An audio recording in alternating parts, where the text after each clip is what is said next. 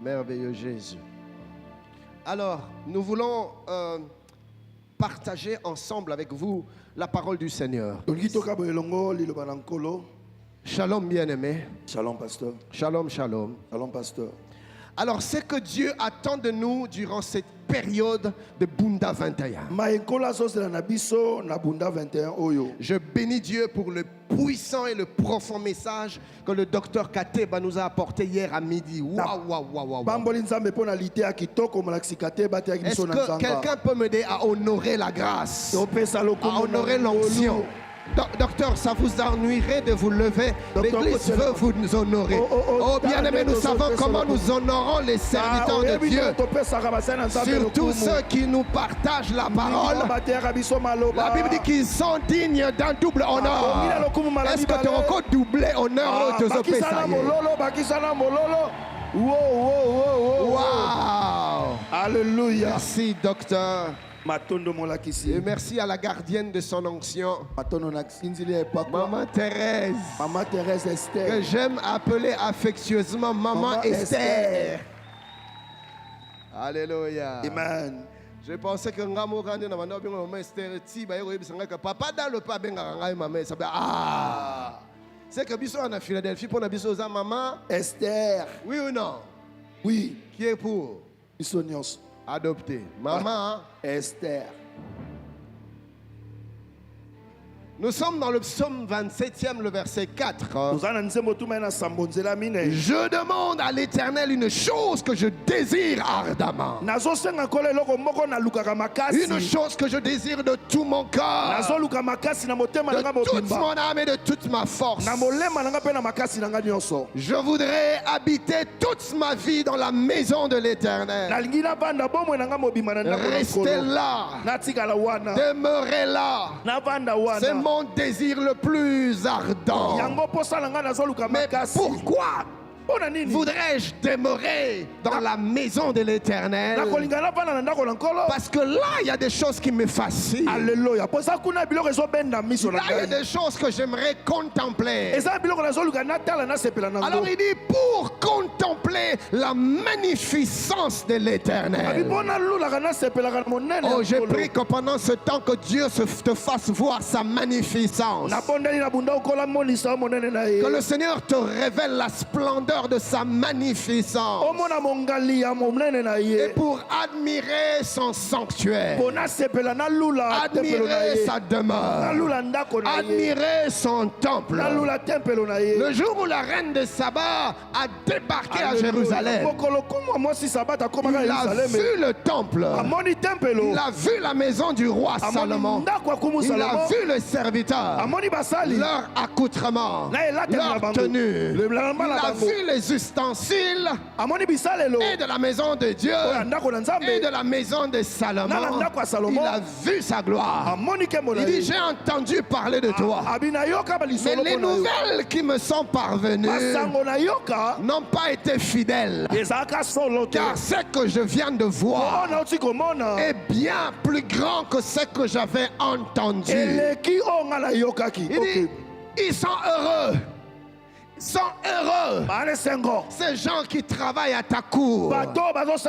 Ils ont la grâce de contempler ta gloire. Ils ont la grâce d'entendre, d'écouter ta sagesse. Ils sont heureux.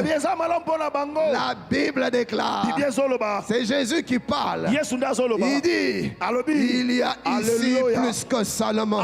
Il y a ici plus que Salomon. Si la reine de Saba était ébahi, époustouflé, estomaqué, impressionné devant la gloire d'un homme. Bien-aimé, je préfère de loin la gloire de Dieu que la gloire des hommes. Mais si la gloire des hommes peut m'épater, oh, a fortiori la gloire de Dieu. Si les demeures des hommes peuvent m'impressionner, a fortiori le temple de Dieu. Et j'aimerais nous encourager, mes frères, à désirer la présence de Dieu, le lieu où il habite, le lieu où il demeure, à vouloir passer son temps dans sa maison, admirer son temple, contempler sa magnificence. Je prie que Dieu te révèle sa magnificence dans le nom de Jésus. Que tes yeux s'ouvrent afin que tu vois la beauté de Dieu. Cher bien-aimé, quand on voit Dieu, on est tellement obnubilé, tellement ébloui par la beauté de sa présence. Bien-aimé, que tout le reste perd sa valeur. Tout le reste perd son sens. Bien-aimé, je vais vous parler d'un témoignage personnel. Mais ne vous moquez pas de moi. Et n'en parlez pas aux absents. Il y a quelques années en arrière, comme me disait, pasteur, il y a un général qui veut te voir. J'étais impressionné. Je disais, waouh, monsieur le général, mon général.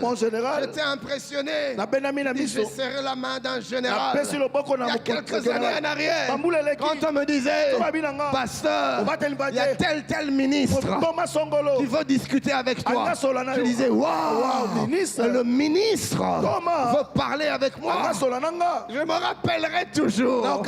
J'étais un jeune adolescent. Et l'un de mes amis, son père a été nommé ministre. Alors il avait organisé quelque temps plus tard on va dire une réception à la maison. Et avec notre ami, on est parti chez eux. Quelque part ici à la Gombe. Vraiment vers les années 90. Et j'ai vu le ministre. Je serrais la main du ministre. Mais c'était un événement. Wow, je serrais la main d'un ministre. J'étais impressionné. Quelques temps plus tard, Dieu m'a donné la grâce de serrer la main de celui qui nomme les généraux, de serrer la main de celui qui nomme les ministres, de serrer la main de celui qui les place. Quelques années plus tard, Dieu m'a donné la grâce de fréquenter celui qui les place et les déplace, celui qui les nomme et les dénomme. Quelques années, Dieu m'a donné la grâce de régulièrement m'asseoir avec lui, de rire avec lui, de discuter avec lui, de prier avec lui. Et j'ai remarqué une chose, sans me rendre compte, que quand les généraux venaient me voir, ça ne m'impressionnait plus.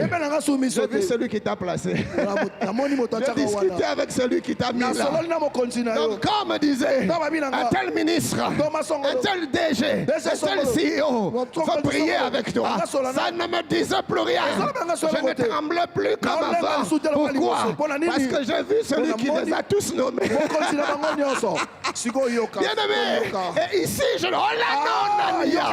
suis que dans une dimension des choses de la terre, des choses humaines.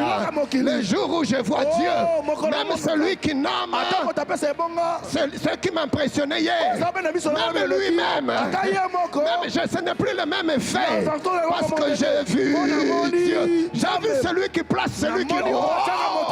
Je lève ma main, je déclare, tes yeux s'ouvriront, tu verras celui qui nomme, ce qui t'impressionne, et plus rien ne va t'impressionner.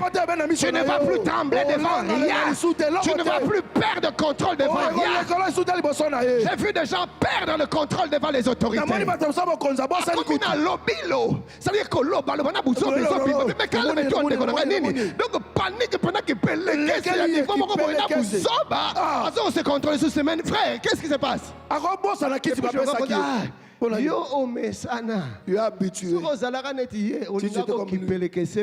la même manière. Papa, qui c'est moi? T'es chef, acclamons le Seigneur, acclamons le Seigneur.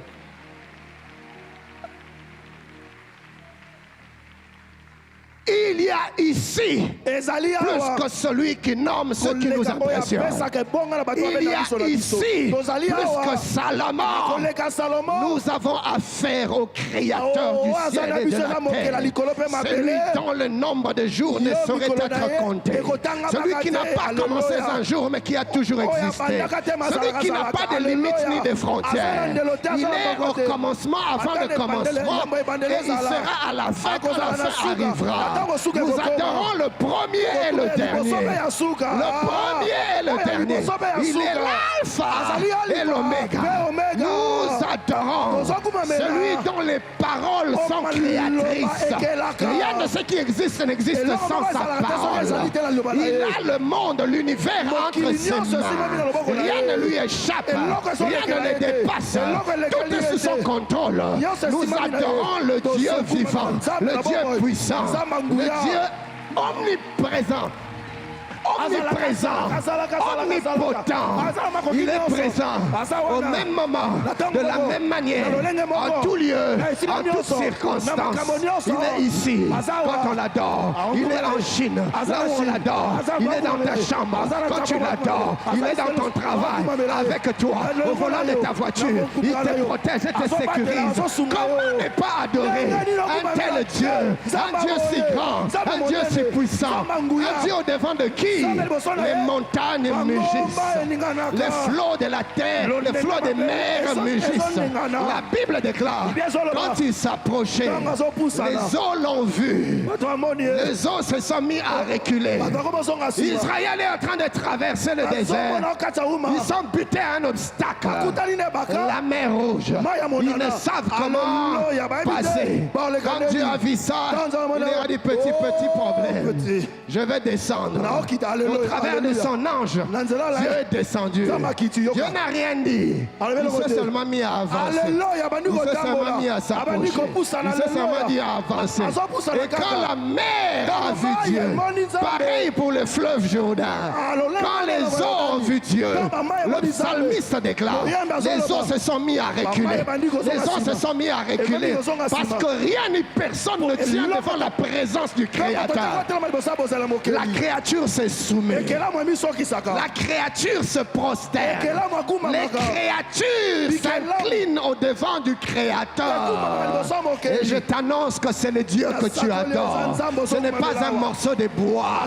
C'est le Dieu vivant, le Dieu véritable, celui qui a toujours vécu avant même l'existence du temps, avant que la matière ne soit lui fût, avant que l'espace n'existât, lui il était déjà. Avant que le temps n'apparaisse, il existait déjà. Il est en dehors du temps, en dehors de l'espace, en dehors de la en dehors de la matière. Qui peut gérer Dieu? Qui peut contrôler Dieu? Qui peut maîtriser Dieu? Notre Dieu est au-dessus de tous, élevé au-dessus de tout. Il est au-dessus de trône, au-dessus de dignité, au-dessus des autorités, au-dessus des royautés, au-dessus de tout. Il règne. Et tous les noms doivent disparaître. Les noms de rois disparaîtront. Les noms de grands de ce monde disparaîtront. Tous les noms de maladies disparaîtront. Les noms de nos épreuves disparaîtront. Quelqu'un a dit que tous les autres noms disparaissent. Je ne t'ai pas entendu. Que tous les autres noms disparaissent. Que tous les autres noms. Je ne t'ai pas entendu. Que tous les autres noms. Que le nom du sida. Que le nom du cancer. Que le nom de cirrhose de foie. Que le nom de l'hypertension. Que le nom de la paralysie. Que le nom de la mort. Pendant que tu es en train de dire disparaissent, la maladie est en train de disparaître dans ta vie. Le nom des arimatismes. Le nom des sinusites. Le nom des maux de tête chroniques. Le nom d'insuffisance rénale. Le nom d'insuffisance cardiaque. Le nom des féticheurs. Le nom des sorciers. Que tous les autres noms disparaissent. Tangu nzamba zopusana mabolongo nyonso ezogumbama bato na soloka bazogumbama bato na kindoki bazogumbama na occultisme bazogumbama na fétichisme bazogumbama wana ye azopusana moto akotelema aza te bato nyonso mabolongo na se. La Bible déclare Dieu lui a donné le nom élevé au-dessus de tous les noms afin que devant le nom de Jésus que tous genoux fléchissent dans les cieux, sur la terre, sous la terre et que toute langue confesse que Jésus-Christ est Seigneur. Il est Seigneur des seigneurs. Il est le Seigneur des rois. Il est le Seigneur des princes. Il est le Seigneur des chefs des États. Il est le Seigneur de toutes les autorités. Il est le Seigneur de seigneurs. Peu importe ta seigneurie, devant la seigneurie de mon Dieu, tes genoux vont fléchir. Peu importe ta force, peu importe tes diplômes, peu importe ton intelligence, mais devant la seigneurie de Jésus, tes genoux sont appelés à... Dis avec moi que tous les autres noms disent pas. Je ne t'ai pas entendu que le nom dise pas. Jésus-Christ. Jésus-Christ est Seigneur. Acclamons-le, acclamons-le, acclamons-le, acclamons-le. Le Seigneur, acclamons-le. Utekatadia.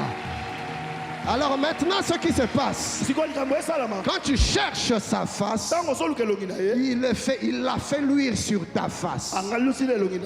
Quand tu cherches sa présence, il mixe sa présence à ta présence. De telle sorte que quand tu t'approches, il s'approche avec toi. Donc tu deviens un porteur de la présence de Dieu. Et quand tu débarques dans un environnement, Dieu débarque avec toi. Et sa présence débarque avec toi. Bien-aimé, tu n'as aucune raison d'avoir peur de tes ennemis. Toi, sois seulement présent dans la présence de Dieu et Dieu sera présent dans ta présence devant la présence de tes ennemis. Tu ne m'as pas entendu. Je dis, toi, sois seulement présent dans la présence de Dieu et Dieu sera présent là où tu seras présent, même en face de tes... Donne-moi, mon ami.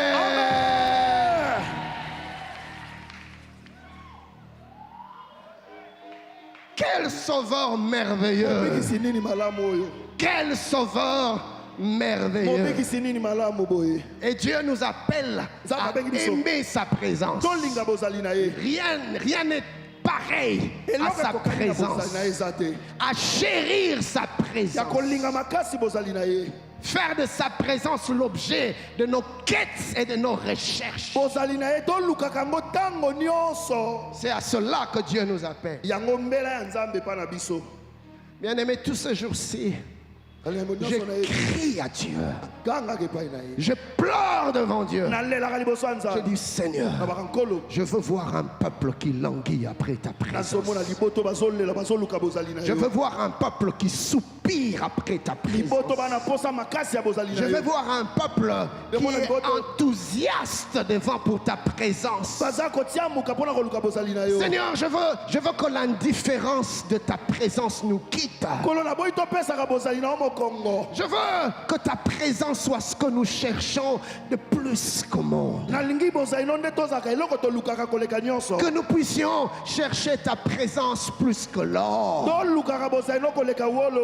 Plus la manière avec laquelle nous cherchons les biens de ce monde, les conforts, les richesses, les avoirs. Je disais à Dieu, fais jaillir au plus profond de nos cœurs un puissant désir de toi. Bien-aimé, dans le psaume chapitre 63e, si je ne m'abuse,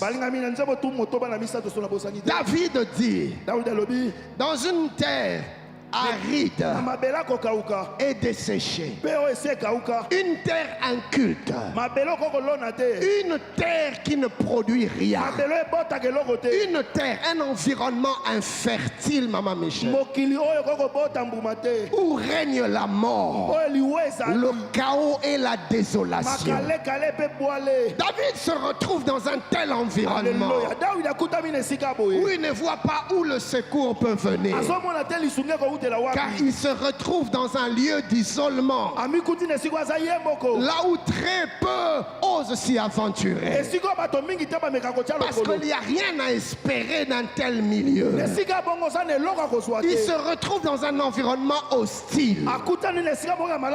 Bien-aimé, David était un peu dans le cas dans lequel tu es maintenant, où le désespoir te guette, où tu ne sais pas vers qui se te tourner, où tu désires, tu soupires après un secours de quelqu'un, où tu attends que quelque chose se passe, et tu es tellement en train de désespérer dans ton cœur, tu es tellement dans le besoin au-dedans de toi, que même quand tu ne veux pas, tu penses à ton problème. Même quand tu fais des efforts pour penser à autre chose, mais c'est tellement intense ce que tu vis, que ça ressurgit constamment dans tes pensées. Et les larmes ne peuvent s'empêcher de couler. Et tu es incapable de dire autre chose, même quand tu te tiens devant Dieu. Car la bouche parle de l'abondance du cœur. C'est pas que tu l'aies fait volontairement. Non, ton cœur est rempli de frustration.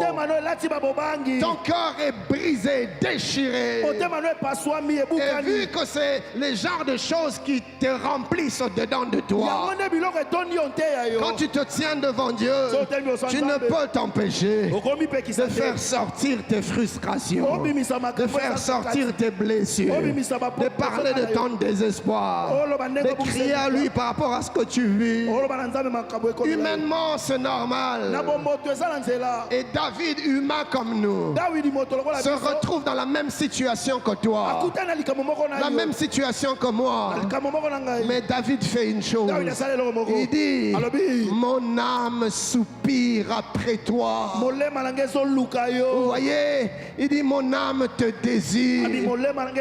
Dans un environnement où règne le chaos, la désolation et la mort, dans un environnement où je ne vois pas d'où viendrait le secours, dans un environnement où tout n'est que désespoir, désolation, inimitié, guerre, déstabilisation, dans un tel environnement où tout n'est que comment ça, crise économique, inflation, dépréciation monétaire, dans un environnement rempli de chômage, rempli d'incertitude, où l'horizon est incertain, sombre, dans un environnement où je ne sais pas vers qui me confier, dans un environnement où je suis perdu, sur une terre inculte, stérile, desséchée. Mais David, quand sa bouche s'ouvre, ce n'est pas pour parler de ses réalités, c'est pour exprimer son désir de Dieu.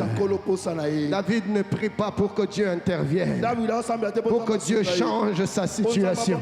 David ne prie pas pour que Dieu lui envoie de l'eau dans une terre où tu meurs de soif. David ne prie pas pour que Dieu envoie les corbeaux pour lui amener du pain et la viande comme avec Élie à Kérit.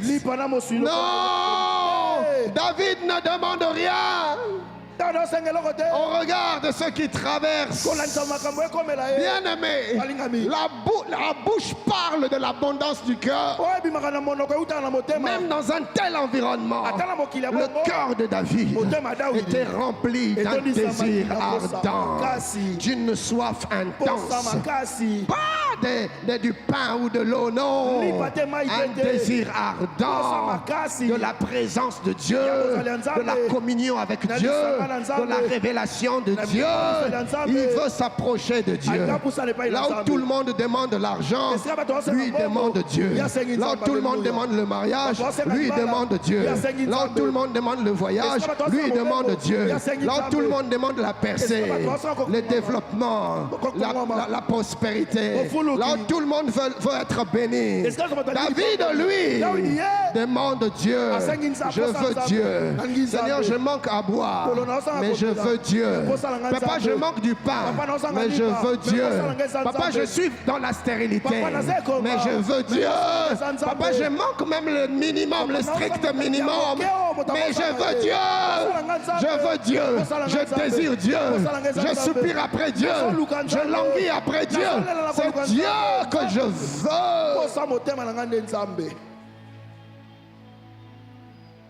David est sage. David sait que je n'ai pas besoin de perdre mon temps avec des choses éphémères. Ok.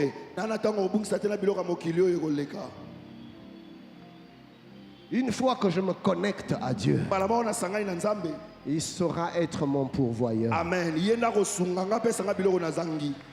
Amen, amen, amen, amen.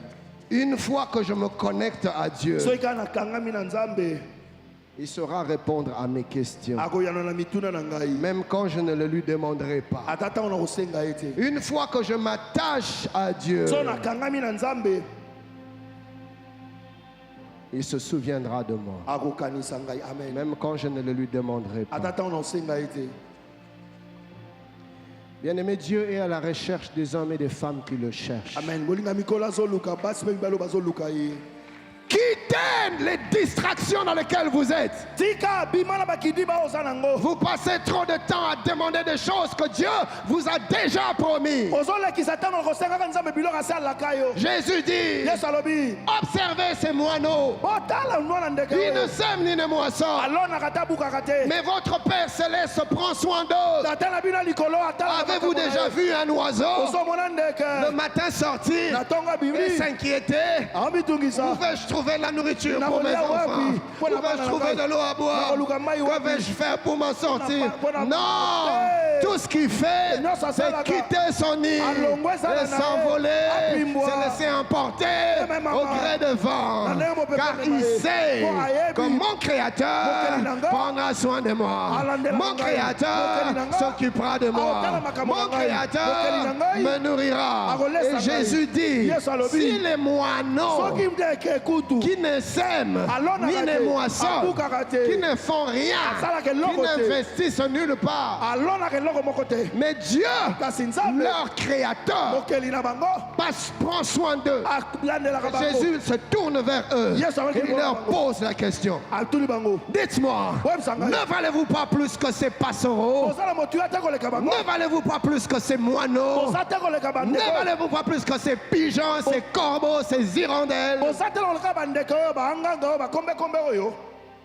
Bien aimé, des fois tu perds ton temps inutilement. Change d'objectif. Tu ne le regretteras pas. Moi et mon épouse, comme plusieurs parents d'ailleurs, nous aimons nos enfants. Nous les aimons tellement que nous les mettons au petit soin. Nous leur donnons tout ce que nous pouvons. L'éducation qu'il faut. Je ne sais pas moi. En tout cas, tout ce qui est à notre pouvoir. Nous ne ménageons rien pour les rendre heureux. Mais bien aimé, nous ne sommes que des humains.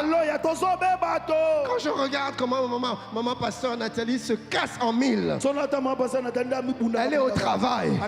Pendant la pause, elle rentre rapidement. Surtout quand les enfants étaient encore tout petits. Elle rentre rapidement. Elle ouvre les notes. Il travaille avec les enfants. Et puis il rentre au travail. Et puis il court encore. Et de loin il gère. Même quand elle voyage, elle est constamment au téléphone. Est-ce que c'est fait? Est-ce que tu as fait ça? Est-ce que tu as pris tes médicaments? Est-ce que tu as eu le temps de te reposer? Est-ce qu'elle s'occupe, elle se préoccupe? Elle est là, elle s'affaire pour ses enfants. Mais elle n'est qu'un être humain. Pensez-vous que l'amour, le degré d'amour de Maman Nathalie pour les enfants est plus grand que l'amour de Dieu pour toi et moi? Alors si elle, avec son petit niveau d'amour qu'elle a là pour les enfants, elle sait se démêler, se décarcasser en mille pour ses enfants, qu'est-ce que Dieu ne va-t-il pas faire pour toi? Si méchant comme vous l'êtes, vous savez donner de bonnes choses à vos enfants. Qui est ce parent qui donnerait une pierre à son enfant qui lui demande un pain?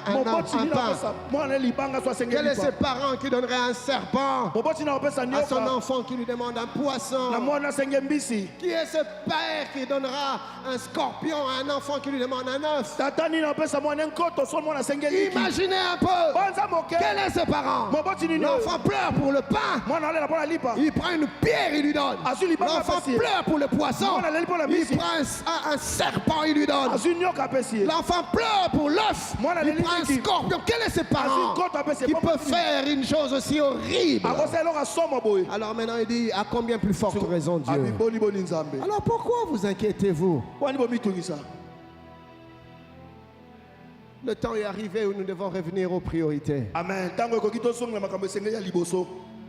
Dieu d'abord. Jésus a dit, cherchez premièrement le royaume des cieux et sa justice, et toutes choses vous seront données par surcroît. Il n'a pas dit certaines choses. Jésus n'a pas dit quelques-unes des choses. Jésus a dit et toutes choses. Dans tout, il y a le mariage. Dans tout, il y a le travail. Dans tout, il y a la guérison. Dans tout, il y a la délivrance. Dans tout, il y a la fertilité. Dans tout, il y a tout. À combien plus forte raison? Dieu ne donnera-t-il pas des bonnes choses à ceux qui lui appartiennent, à ses enfants? Il vous donnera par-dessus tout toutes choses. Amen. Mon ami, ce Bunda nous appelle à la sagesse. Amen. Ne sois pas plus intelligent que Dieu. Suis-je en train de parler à quelqu'un? Merci, pasteur. Vous n'avez aucune idée du bonheur qu'il y a à demeurer dans la présence de Dieu. Un jour, j'ai failli mourir. Je vous ai déjà raconté ce témoignage. J'ai failli perdre ma vie dans la présence de Dieu. C'était si intense, si fort. Et plus Dieu s'avançait, plus l'intensité augmentait. Jusqu'à ce qu'à un moment donné, j'étais obligé de dire à Dieu de ne plus s'approcher. Je disais, s'il te plaît, Père, n'avance pas. Parce que j'avais l'impression qu'un pas de plus, j'allais exploser. Parce que c'était si fort et si intense que je commençais à me sentir incapable de contenir l'immensité de l'éclat ou de la gloire ou de la magnificence de la présence de Dieu. Vous n'avez aucune idée de combien c'est glorieux que de demeurer dans la présence de Dieu. Et nous n'avons aucune idée de ce que Dieu peut faire d'un homme, d'une femme qui demeure dans sa présence. Bien-aimé, tu deviendras intouchable. Hier, le docteur nous en a parlé. La prunelle de son œil. Tu deviendras intouchable, insaisissable. Qui s'approchera de toi? Qui osera te toucher? Qui? Dieu lui-même sera ton défenseur. Il sera ton abri. Il sera ton bouclier.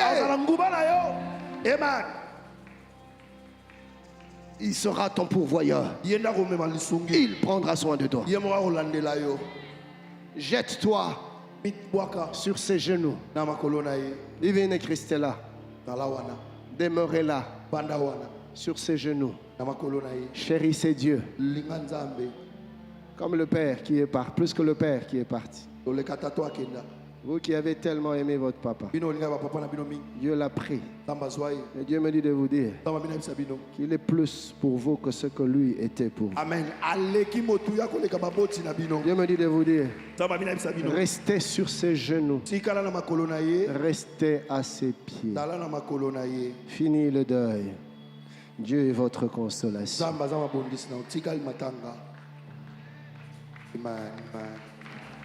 Et ce qui est valable pour les jumelles est valable pour toi. Est valable pour toi.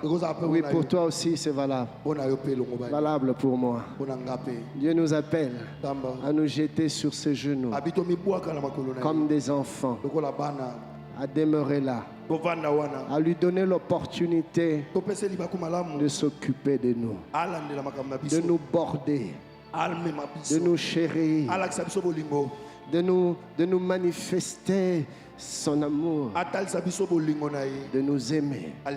Quelquefois nous sommes tellement agités, mais Dieu ne trouve pas le temps de se révéler dans l'immensité de son amour.